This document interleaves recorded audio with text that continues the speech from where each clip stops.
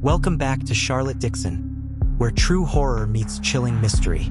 If you're ready for a night of goosebumps and heart-pounding tales, you're in the right place. Don't forget to subscribe, hit the bell icon, and prepare yourself for another terrifying journey.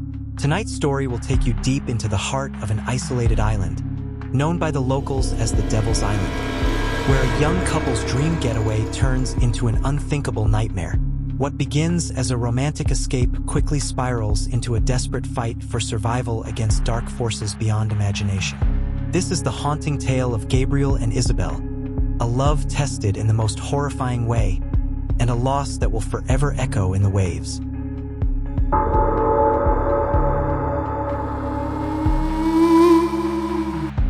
My name is Dina, and I was born and raised in the heart of Manila. I grew up surrounded by the bustling sound of jeepneys, the chatter of street vendors, and the never-ending dance of people rushing to work. Both of my parents are Tagalog speakers, true Manilinos through and through. This story happened in 1974, when I was just 16 years old, a fourth-year high school student. Life in Manila had always been familiar. Concrete streets, endless lines of houses, and the scent of car exhaust mixed with freshly baked pandesal in the mornings. But deep inside, I had always longed to see the provinces, to experience something beyond the noise and rush of the city. I'd only read about rolling hills, sparkling rivers, and stretches of coconut trees in books. That longing became a possibility when I met a new classmate, Billen, during my senior year.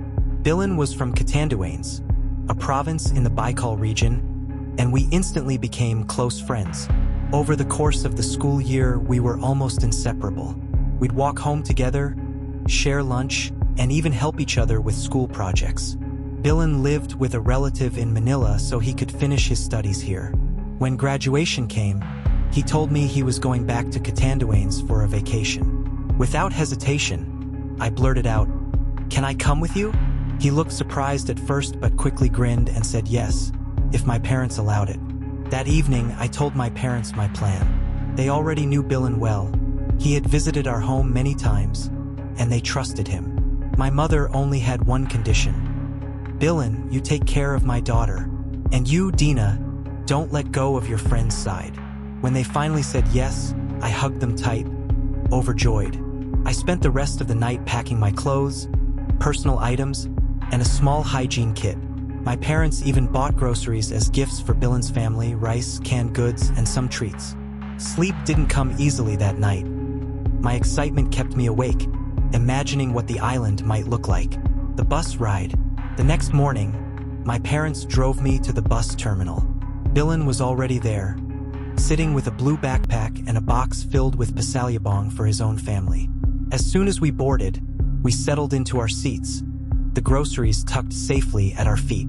The ride was long, and at first, we entertained ourselves by talking about school memories and making plans for what we'd do in Catanduanes. But soon, Billen's tone changed. "You know," he began, "our island has stories, strange stories. My mother says there are still people who practice old traditions, people who can cast spells, heal with herbs, or curse enemies. Some say there are witches living in the more remote parts. And there's an abandoned school that no one dares enter. They say an old woman lives there, and she's not ordinary." I laughed nervously. "Billen, you're just trying to scare me. I grew up in Manila. I don't believe in those things." He shook his head, smiling.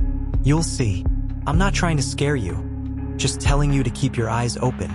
I teased him, saying maybe I'd never come back because the witches might adopt me. We both burst into laughter, the kind of laughter that makes your stomach hurt, until the bus rocked us into sleep. Arrival in the islands. By the time I opened my eyes, dawn was breaking. The warm orange light spilled into the bus, and the air smelled fresher than anything in the city. After disembarking, we took a motorboat to reach his hometown, an island off Catanduanes. The moment I saw the island, I felt like I had stepped into a different world. Coconut trees swayed gently in the breeze, and the water was so clear that I could see fish swimming beneath the surface. The motorboat sliced through the waves, carrying not only us but other passengers returning from Manila. Billen's hometown looked like a painting. Small nipa huts scattered along the shore, children running barefoot, and the sound of roosters crowing in the distance. Life seemed slower here, unhurried, almost timeless. Settling in, Billen's family welcomed me warmly. His mother, a petite woman with kind eyes, immediately offered us merienda, kakanin wrapped in banana leaves. His father, a fisherman, shook my hand firmly and asked about my family in Manila. The first few days were filled with simple joys. Swimming in the river, helping his mother prepare meals, and walking through rice fields in the late afternoon. At night, the stars shone so brightly that I felt as though I could reach out and touch them. But Billen's earlier warning lingered in my mind. Whenever we passed certain areas, like the old, overgrown path near the forest, he would glance around cautiously. Once, as we walked past a cluster of trees, he whispered, "This is where my cousin swears he saw lights dancing in the dark." I laughed it off, but part of me began to wonder. The first strange incident. On our fourth night, the wind picked up suddenly. Billen's mother hurried to bring in the laundry, muttering something about not letting the wind carry sense. Billen explained in a low voice, "Some believe certain winds attract unwanted visitors." Later that night, I woke up thirsty. As I reached for the water jar in the kitchen, I saw movement outside the window. It was faint, but it looked like an old woman standing near the fence, her silhouette lit by the moon. She wasn't moving, just watching. I froze. The crickets seemed louder, the night air colder. When I blinked, she was gone. I told myself it was just my imagination, maybe a neighbor passing by. But in the morning, when I mentioned it to Billen, he didn't laugh. Instead, he quietly asked what she looked like. When I described her, his face tightened. "That's the same old woman my mother warned us about. The one from the abandoned school." The growing unease. The days went on, and while the island's beauty still charmed me, I couldn't shake off the feeling of being watched. Sometimes I'd catch a glimpse of movement in the corner of my eye, or hear faint footsteps behind me when no one was there. The locals were friendly, but when I asked about the old school, they would quickly change the topic. One elderly man simply shook his head and said, "Some places are better left alone." Billen promised me that as long as I stayed near their home, I would be safe. But deep inside, I felt that something or someone was curious about the girl from Manila. The morning and I would soon learn that curiosity could be anything I had experienced in Manila. The air was fresh, touched by the scent of salt water and wildflowers from the gardens scattered across the shore. A soft mist still clung to the tops of the trees, drifting lazily inland as if it had no place to be. From the kitchen window of Billen's family home, I could see the ocean stretching endlessly, reflecting the warm colors of the rising sun. It was my first full day here, and I was eager to see everything. Every market stall, every hidden path, every piece of local life Billen had told me about during our long bus ride. Billen's mother had suggested we go to the island market early, before the heat of the day set in, to buy fresh ingredients for lunch. We'd also stop by a few other places, including, she said with a glance at Billen, the old school near the edge of the village. When she mentioned the school, Billen gave me a quick smile, but I remembered what he'd told me before, about local stories of strange happenings and people one should avoid. I wasn't sure if he was teasing or warning me, but it was enough to keep my curiosity sharp. We left the house just after sunrise. The path to the market wound through narrow lanes lined with houses made from bamboo and wood, their walls decorated with seashell ornaments that clinked softly in the breeze. The villagers greeted us warmly. Billen knew almost everyone, and it seemed everyone knew him. Children ran barefoot along the road, carrying small woven baskets for errands, while older men prepared their fishing nets along the shore. The market was already bustling. Stalls shaded by colorful tarps overflowed with fresh produce. Glossy eggplants, bunches of green bananas, piles of fragrant herbs, and baskets of fish still glistening from the morning's catch. The sound of bargaining voices mixed with the chatter of neighbors exchanging news. While Billen focused on buying fish, I wandered a few steps away, drawn to a display of bright red chilies. That's when I saw her. An elderly woman, frail and bent with age, was making her way slowly between two stalls. She carried a small bundle of vegetables in one hand and clutched the edge of her skirt with the other. Her hair was streaked with silver and pulled back in a loose bun, and her clothes, though faded, were neat. I was about to turn away when she suddenly stumbled. The bundle of vegetables slipped from her grasp and rolled across the ground. People nearby glanced in her direction, but no one moved to help. Without thinking, I stepped forward. "Are you all right, ma'am?" I asked, offering my arm to steady her. She looked up at me, and for a moment, her dark eyes studied my face in a way that made me feel both exposed and recognized, somehow. "You have a kind heart," she said softly. Her voice was low and rough, but there was warmth in it. I bent down to pick up the vegetables she had dropped, brushing the dust from them before placing them back in her hands. When I straightened, she reached for my right hand and held it gently. "May I?" she asked, nodding toward my palm. I hesitated, unsure what she meant, but curiosity won over caution. I nodded. Her fingers were cool and surprisingly steady as they traced the lines of my palm. For a few moments, she was silent, her brow furrowed in concentration. Then she spoke again, her tone quieter now. "There is a shadow in your path," she said. "Something you cannot see yet, but it watches. You must be careful, child." A chill ran down my spine. "What do you mean?" I asked, but she only patted my hand and smiled faintly. "That is all I can tell you. Kindness has a way of protecting itself, but even kindness must be cautious." She let go of my hand, adjusted the bundle of vegetables in her arms, and stepped back. "Thank you for helping me. Remember what I've said." Before I could ask her more, Billen's voice cut through the market noise. "Dina, there you are." He was waving from the fish stall, a paper-wrapped bundle of fresh tuna in one hand. I turned back to the old woman, but she was already walking away, disappearing into the crowd with a slow, steady gait. I joined Billen and decided not to mention the warning. Not yet. We finished our shopping quickly, buying fresh limes, a bundle of green onions, and a few small mangoes that the vendor insisted were the sweetest on the island. The air grew warmer as the sun climbed higher, and the streets outside the market began to quiet as people returned to their homes. On the way back, Billen pointed out places along the shore. A rocky outcrop where fishermen sometimes spotted dolphins, a small grove of coconut trees planted by his grandfather, and the trail leading to the abandoned school. From a distance, the school was just a shadow against the bright green of the forest, its roof partially collapsed and its windows dark. "That's it," Billen said. "We'll go there another day. It's not a place you want to see on your first morning here." Back at the house, Billen's mother was waiting for us. She helped unpack the groceries, humming a tune I didn't recognize. The rest of the morning passed in a pleasant blur, helping chop vegetables, feeding the chickens in the yard, and watching the younger children chase each other through the garden paths. But the old woman's words stayed with me. "Something you cannot see yet, but it watches." After lunch, Billen suggested we take a short walk to the western beach, where the water was calm enough to swim. The path wound through more of the village, past small houses shaded by mango and papaya trees. The villagers we passed greeted us with smiles, but a few gave me curious looks, as though they knew I was an outsider.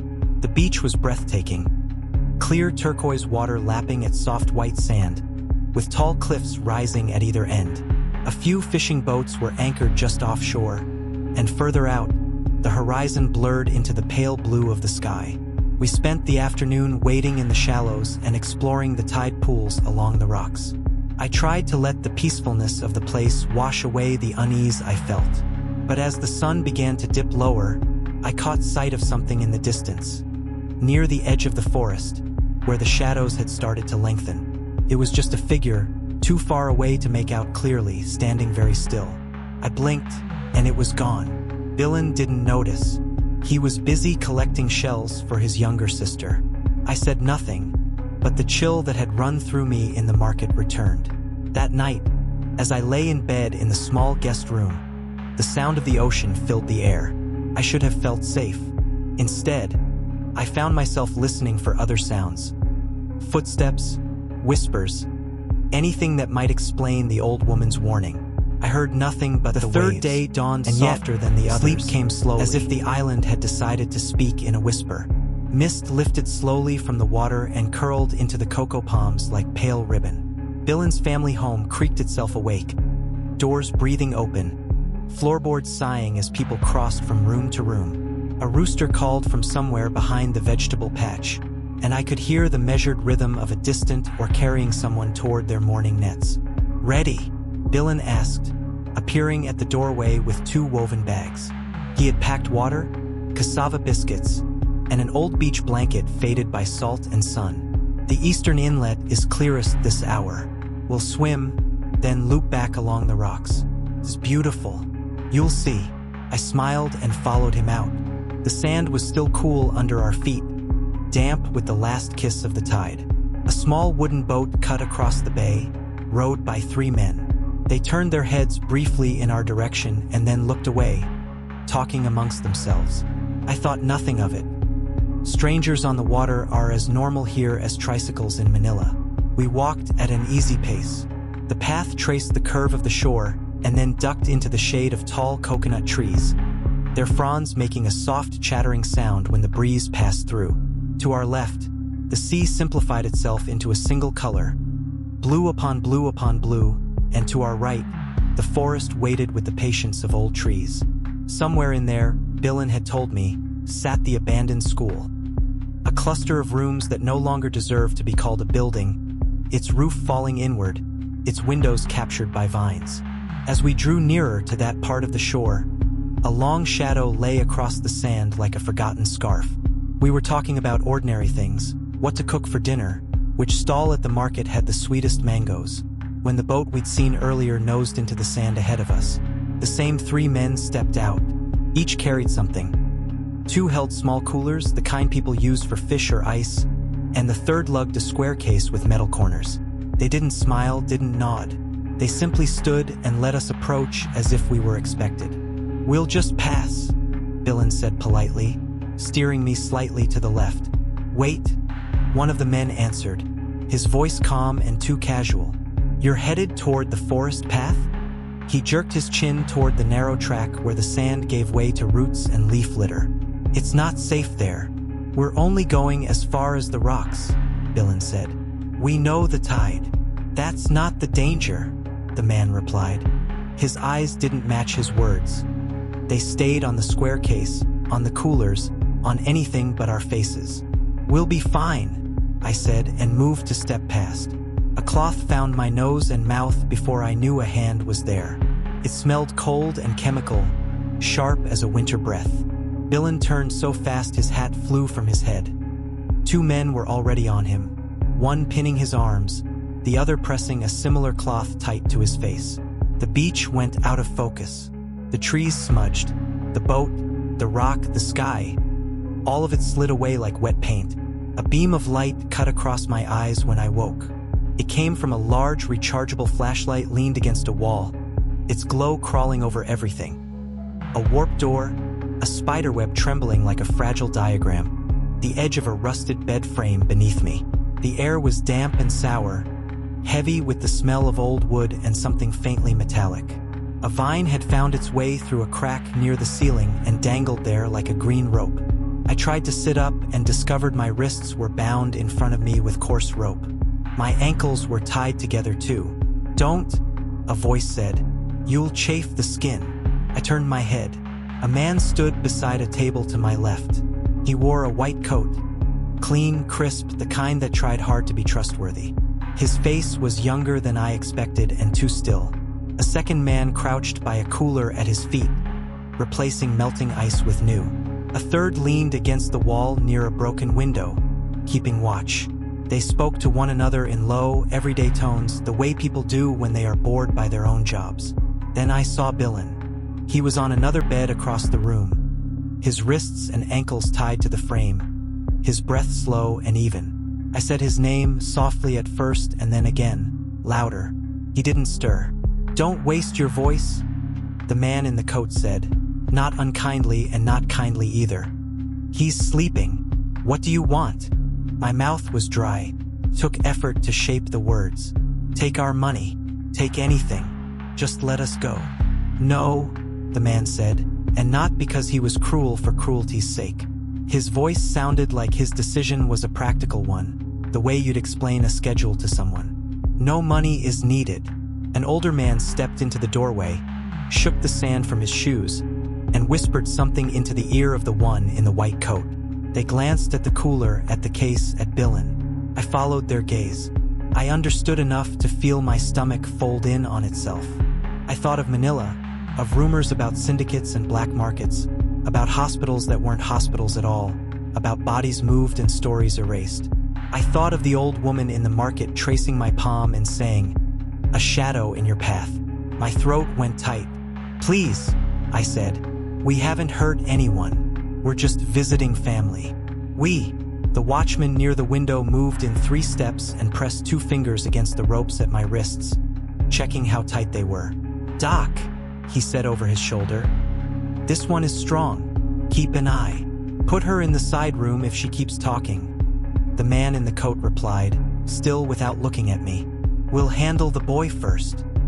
He took a set of ordinary-looking instruments from the square case, tidy metal things arranged in foam, and placed them in a row. There was nothing dramatic in his movements. That was the worst part. He was a person arranging his workday.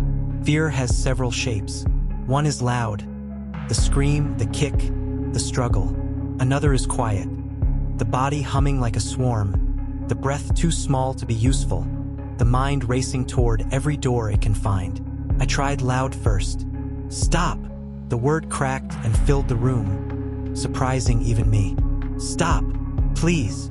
The watchman's hand found my shoulder and shoved me backward. Not a blow, but a push hard enough to learn my ribs. The bed frame scraped against the floor and sent a ripple up my spine.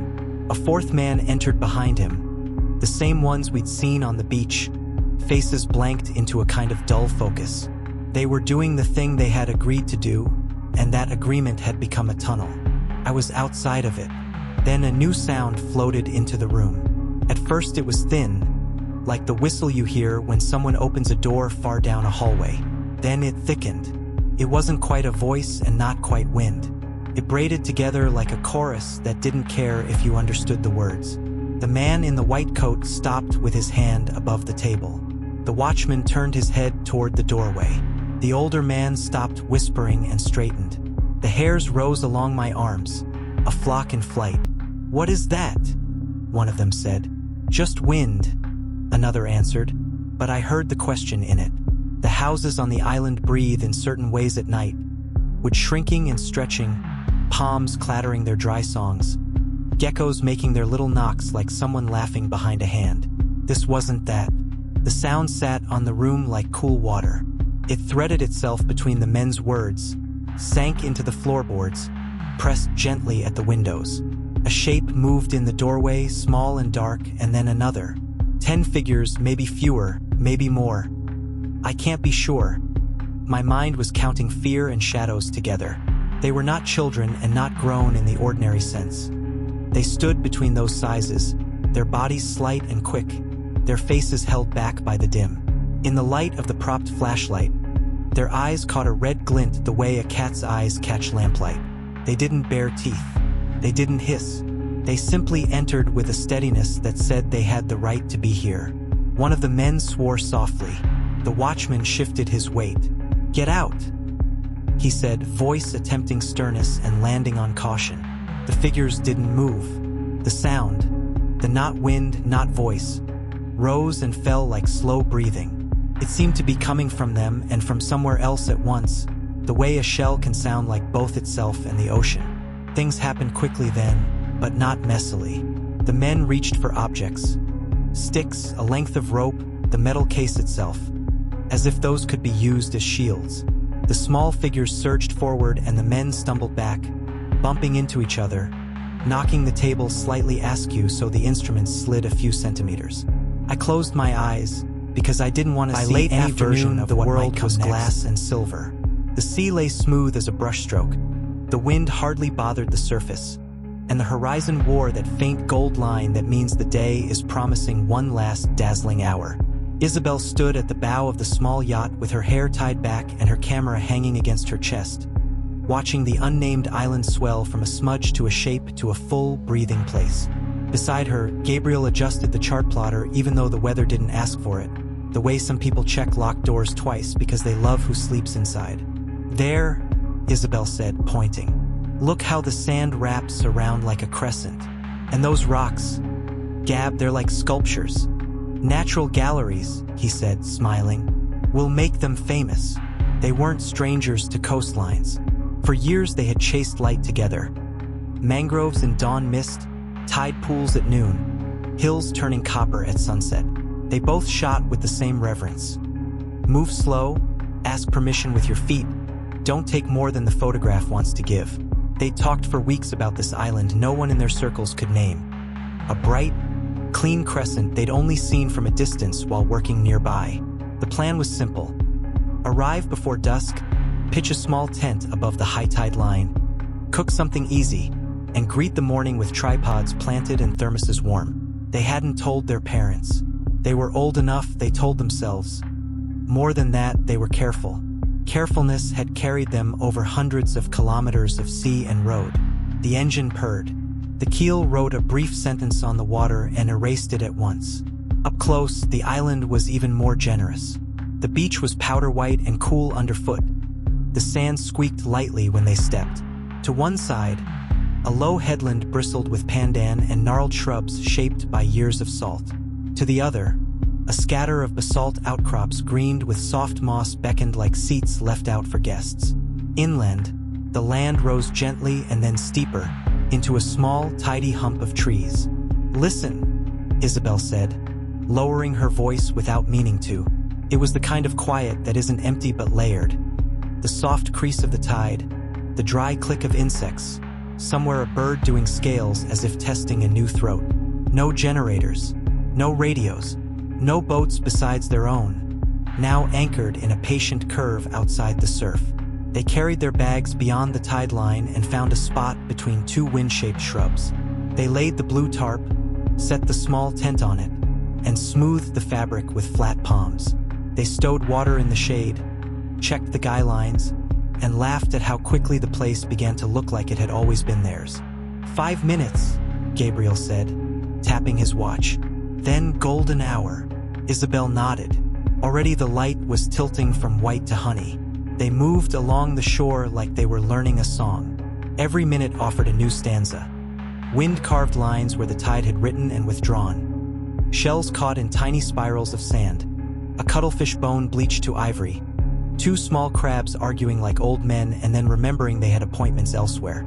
Gabriel crouched to frame abstract patterns of foam and shadow. Isabel went wide, letting the curve of the bay cradle the sky so it could spill color like a bowl. "Look," Gabriel said after a while, pointing toward the inland side where the brush thinned. A narrow path, more suggestion than trail, wound gently upward, its edges furred with grass and small flowers that closed their petals as if night were an instruction they obeyed gladly. "We can scout the line for sunrise." "We should," Isabel agreed, then glanced at the sky. "But we should also be back at the tent by twilight. I don't want to play hide and seek with the dark." They followed the path only as far as the first rise and stopped when they reached a ring of low stones half buried in the earth. Some were flat, some rounded by time, all warmed to a deep, contented brown by the day's sun.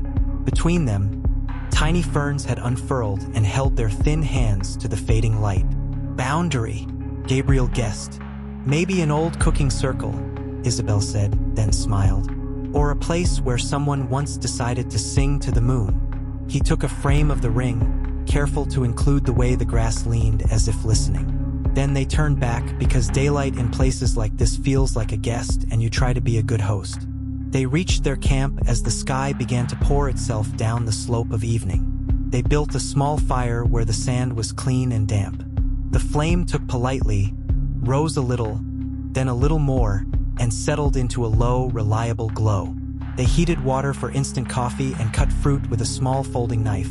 The first mango too soft to slice neatly, the second perfect, yielding to the blade as if it had been waiting for this exact gesture.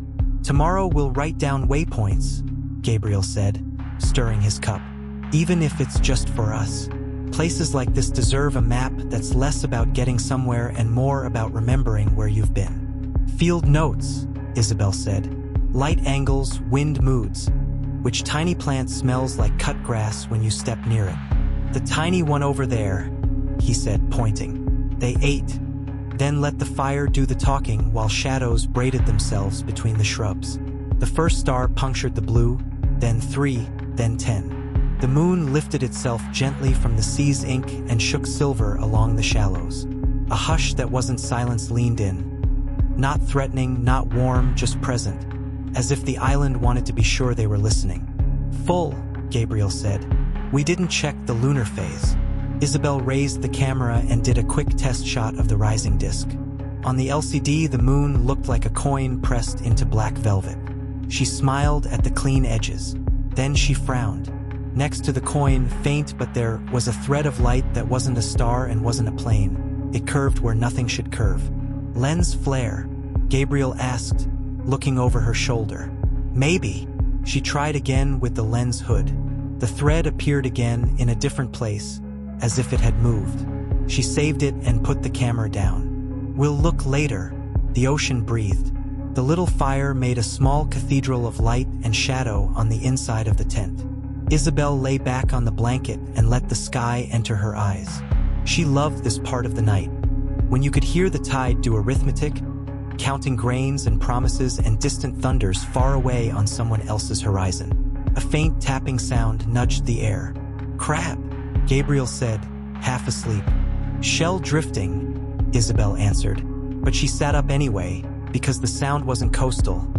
It was rhythmic, like knuckles on wood, not quite where wood should be.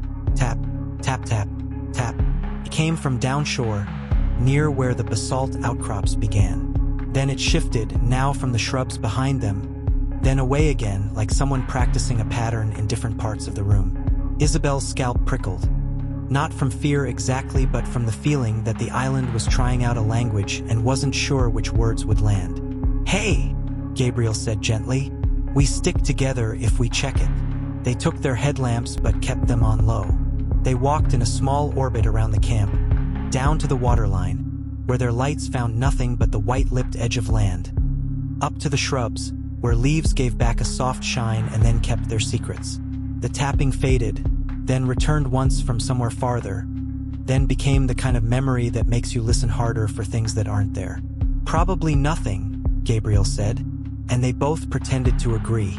They returned to the fire, added a small, dry branch, and watched orange confetti drift up and go out. They spoke softly, the way people do in an unfamiliar chapel. They were not afraid, not yet. They were simply aware that out beyond their short radius of man-made light, the island had stretched out and yawned and opened rooms that the day had kept politely closed. Around 8, the breeze shifted. It came off the land now, carrying a scent Isabel didn't recognize.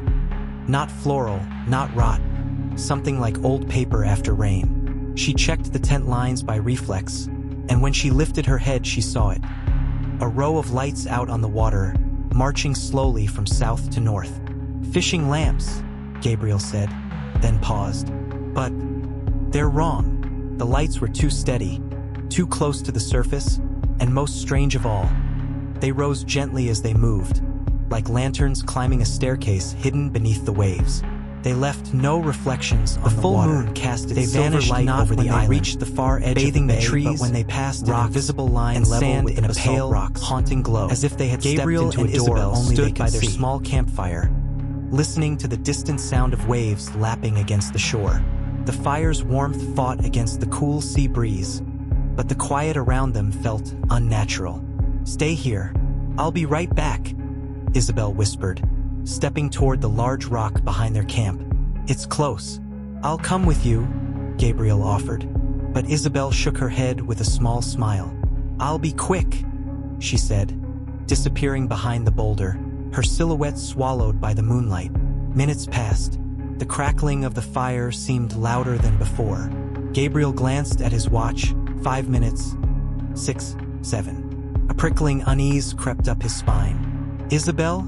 He called out. His voice echoed faintly into the night. No answer. He stepped around the rock, his bare feet sinking into the cool sand, until he froze. His eyes widened. Isabel stood perfectly still, facing a massive black dog.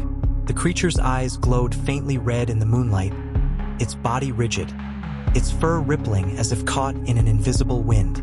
Isabel's face was pale, her lips trembling. Gabriel's heart pounded. "Isabel, come here!" he shouted, rushing forward. She didn't move. Her gaze was locked with the beast's. It wasn't just an ordinary dog. Its presence felt ancient, wrong, as if it didn't belong to the world of the living. The dog's growl rumbled low and deep, vibrating in Gabriel's chest. Without thinking, he grabbed Isabel's wrist and yanked her backward. She stumbled, finally breaking eye contact with the creature, and let out a strangled cry. They ran. The sand flew beneath their feet, but the air itself seemed heavy, dragging at their legs. "Why is there a dog on this island?" Isabel panted, clutching Gabriel's arm. "That's no dog," Gabriel said, his voice low and urgent. Before they could reach their camp, the creature appeared in front of them again, impossibly fast. But now it wasn't a dog, it was changing. Its body stretched upward, bones cracking, fur receding into pale, wrinkled skin. In seconds, an old woman stood where the animal had been. Her hair was tangled and wild, her nails long and sharp, her red eyes glinting with malice. "No one leaves this island," she rasped, her voice echoing like it came from deep within the earth. The air around them grew colder. The moonlight dimmed, as if the night itself leaned in to watch. Gabriel pulled Isabel closer. "Run!" he shouted. They tried, but it was as if unseen chains wrapped around their ankles, each step slower and heavier than the last. Panic clawed at their chests. Isabel's breathing quickened, her eyes darting in every direction for an escape that wasn't there. The old woman's smile widened, revealing teeth that were far too sharp. Shadows moved in the trees.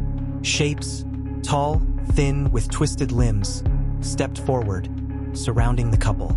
Before they could scream, the ground beneath them shifted. They were falling not into the sea, but into darkness. When Gabriel's vision cleared, they were inside a cavern. The walls glistened with dampness, the air thick with the smell of salt and decay. Their wrists and ankles were bound by coarse rope, and in the flickering torchlight, Gabriel saw other figures moving, figures that weren't entirely human.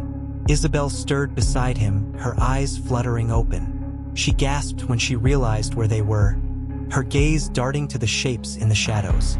"We have until midnight," Gabriel whispered urgently. "If we're still here when the moon is at its highest." He didn't finish. Somewhere deeper in the cavern, drums began to beat, slow, steady, like a heartbeat. A ring of figures gathered around a roaring fire, their faces painted with strange symbols, their bodies swaying in unison. The old woman stood at the center, chanting in a language neither Isabel nor Gabriel recognized. Every instinct screamed at Gabriel to move, to fight, but the ropes cut into his skin. He leaned toward Isabel, his voice low. "When I give the signal, break free. Don't look back." "How?" she asked, her voice shaking. "You'll know," he replied. They waited. The chanting grew louder. The fire blazed higher. Gabriel tested the rope again, twisting his wrists until the fibers began to fray. Sweat dripped down his temple.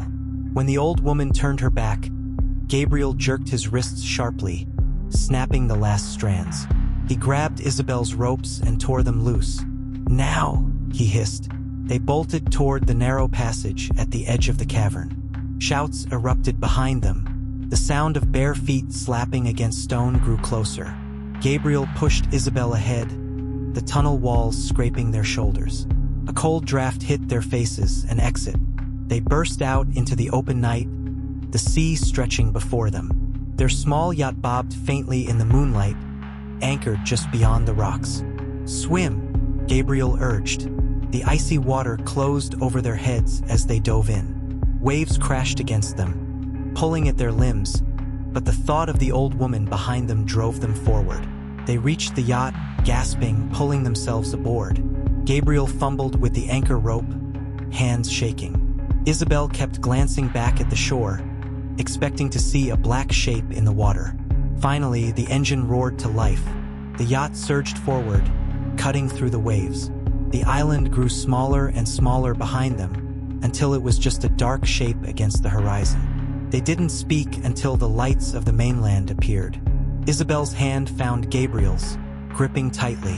"We're never going back there," she whispered. Gabriel nodded, but deep inside, he knew the old woman's voice, her red eyes, and the weight in his legs. They moved like shadows pressed thin against stone. Breath measured, steps chosen, hands clasped so tightly their fingers ached. Behind the cave, the ground pinched into a ledge skirting a wall of rock slick with moss and old salt. Above them, the canopy braided moonlight into strips. Below, the sea whispered, then held its tongue. Gabriel felt Isabel's hand tremble in his own and tried to steady both of them with the pressure of his grip, as if reassurance could travel skin to skin. The chants had dulled for a while, lowered to a hum that threaded the trees like a warning. Then footsteps, not human quiet, not animal soft. The cadence was wrong. A heavy heel, a scraping drag, a pause long enough to listen, then the next step, closer, closer, closer. The sound reached their ledge and stopped. Isabel's eyes lifted to Gabriel's. In them, he read the same thought. If we breathe, do we give ourselves away? The air felt as tight as a held note. Through a break in the vines, a foot entered their rectangle of sight. Gray where flesh should have been warm, thick-nailed, cracked. It settled on the stone, tested for sound, and held. The paws stretched until their pulses were the only beats they knew. Then a cry split the night. It wasn't a word. It was a blade of sound, metallic and raw. The cliff face throwing it back at itself until it became many voices at once. The cry carried a command. In answer, the forest woke. Brushes shook, birds shot up in startled triangles, and from 3 directions came an answering trample. The watchers were calling the rest. Gabriel didn't think. He pulled Isabel and ran. Along the ledge, the path narrowed to the width of a forearm. The rock brushed their shoulders cold. Fern tips slicked their wrists. The aisle's interior fell away at their left into a cradle of dark, and at their right the cliff leaned close, breathing damp against their faces. They moved in bursts, 3 steps, listen. 5 steps, listen, advancing not on speed but on nerve. Behind them, the trample grew and split and grew again, as if the forest had learned to walk in a circle. The ledge spat them onto a slope with roots like knotted ropes. They careened down, catching trunks, leaping gullies, ducking low-hung branches. Every time the ground gave them a clean patch, it stole it back with a snag or a slip. Gabriel's mind counted the old rules of running. Breathe low, keep your head up, trust your feet to find the second footfall. But fear is a loud teacher, kept shouting other lessons. They ran until the chants grew near enough to taste. A metallic tang like old coins on the tongue. And then, abruptly, Isabel stopped. She bent double, palms braced on her thighs. The night had gathered on her. Weight under her ribs, weight on her shoulders, weight in her legs. A little sound escaped her throat.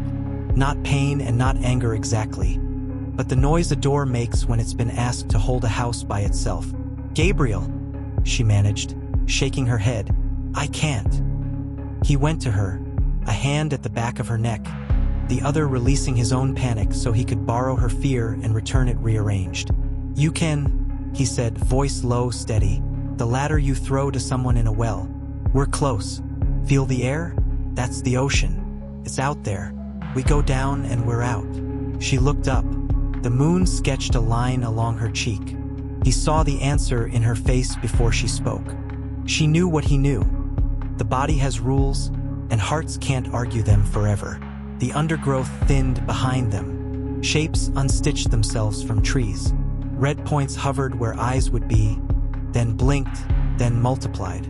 The hum became words without language, syllables from a mouth that wanted the shape of a chant more than it wanted a sentence. Isabel straightened, her breathing calmed by a hair. She pushed her hair back with the heel of her hand as if it were a visor, and when she spoke, the steadiness in her voice didn't make sense with the tremor in her hands. "Listen to me," she said. "If we both run, they'll catch one of us. If one of us runs..." She didn't finish. She didn't need to. No, the word was a reflex. It had lived in his mouth his whole life for smaller things. No, I won't go. No, I won't let you. But tonight it tried to build a wall by itself. She took his shoulders, strong despite the shake. Go, she said. Please. He pulled her in. The hug was brief but full, the way people hold when they are both late for trains in opposite directions. Not without you. She smiled with her eyes even as her mouth was busy with courage. Then take me with you by carrying me. In your head, in your photos, in your quiet. But now you have to run. The shapes behind them stirred. A broken twig fell and didn't reach the ground before steps crossed where it had been. The circle was closing. Run, she said again, and shoved him, harder this time. He stumbled.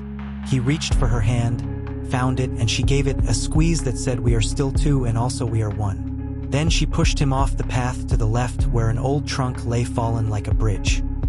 He had the wild thought that if he could wedge her beside the trunk and cover her with his own body, the island would forget both of them. But he'd been on too many coasts to believe in forgetfulness as a strategy. He ran, not because he agreed, because she had asked and because the night had given them only one door and because love sometimes looks like disobedience to your fear. He ran full tilt through thorns that thought they could hold him, through spider silk that wrote delicate warnings near his eyes, through a patch where the soil turned to crumbs and tried to take his ankles into it. He ran listening for a sound he didn't want to hear and heard it anyway. Isabel's voice, bright for the last time, raised not in a scream but in a call, as if calling his name itself were a rope she could throw. Then another sound, the chant climbing, wrapping the first sound, covering it, and then the kind of quiet that comes not from peace but from interruption. He didn't look back. If he did, he knew his legs would forget how to be knees. The slope pitched more steeply. The air cooled, the sea announcing itself by temperature before it had to prove it in smell. He cut left at a stand of pandan, right at a bare rock that held old rain in a cup. He broke into a clearing so sudden it felt like a stage, and there the night opened its hand. The lake lay black and silver before him. His boat floated beyond a belt of tumbled rocks, nose pointing home like a patient dog. The line to shore slacked and tightened in the tide's small arguments. He knew this place. He had anchored here. He had measured the distance in his eyes. He had tested his steps across these rocks in daylight. Now he would learn them by memory and luck. Behind him, the nearest of the watchers arrived at the clearing's edge, then stopped. Gabriel didn't waste the gift. He sprinted across the stones, trusting the white sides where sea had sanded them clean, letting his feet find flatness where flatness lived, refusing to read any signal in the moon's reflection except forward. He reached the last rock and launched into the shallow channel, a chilling bite up to the thigh, then higher, then lifting as he found the sandbar he'd half remembered and used it. 2 more steps and he was at the hull. He grabbed the rail, pulled, slipped, pulled again, and folded himself over the side onto the deck in a graceless, perfect heap. The rope. He had to free the rope. His hands remembered the knot. A double half-hitch he always swore he'd swap for a quicker release and never did. He dug at it, nails finding salt-hardened grooves, skin screaming where barnacle dust had done its quiet work. The knot snarled. He changed angle. It moved faintly, like a jaw that didn't want to open. He planted one foot on the cleat, hauled with his whole back, and felt it give.